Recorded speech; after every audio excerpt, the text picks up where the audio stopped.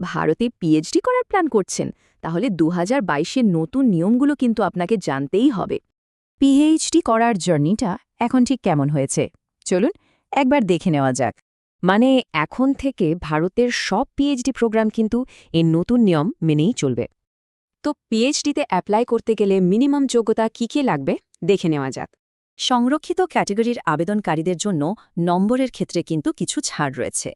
Admission প্রসেসটা মূলত দুটো স্টেজে হয়, প্রথমে এন্ট্রেন্স টেস্ট, তারপর ইন্টারভিউ। একটা বড় সুবিধা হল মোট সিটের 60%ই নেট বা জিআরএফ কোয়ালিফাইডদের জন্য থাকে। ফাইনাল সিলেকশনে এন্ট্রেন্স টেস্ট আর ইন্টারভিউয়ের ওয়েটেজ থাকে 70-30। কোর্স ওয়ার্ক ছাড়া পিএইচডি শেষ করতে কম করেও 2 বছর সময় লাগবে। তবে হ্যাঁ, আসল গবেষণা শুরুর আগে একটা বাধ্যতামূলক কোর্সওয়ার্ক কিন্তু করতেই হবে। এই কোর্স ওয়ার্কে থাকে রিসার্চের নিয়মকানুন, পড়ানোর স্কিল আর অ্যাডভান্সড টপিক। নিয়ম অনুযায়ী একজন সুপারভাইজার কতজন স্কলারকে গাইড করতে পারবেন তার একটা লিমিট আছে। এটা করা হয়েছে যাতে প্রত্যেক স্কলার তার গাইডের কাছ থেকে যথেষ্ট সাপোর্ট পায়। গবেষণা কেমন এগোচ্ছে তা দেখার জন্য প্রতি 6 মাস অন্তর একটা রিভিউ মিটিং হয়।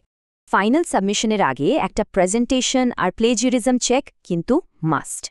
ফাইনাল থিসিস জমা দেওয়ার জার্নিটা একটা নির্দিষ্ট টাইমলাইন ফলো করে চলে।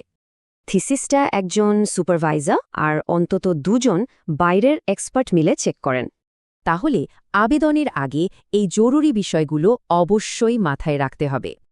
তো এই নতুন নিয়মকানুন জেনে গবেষণা শুরু করার জন্য কি আপনি তৈরি?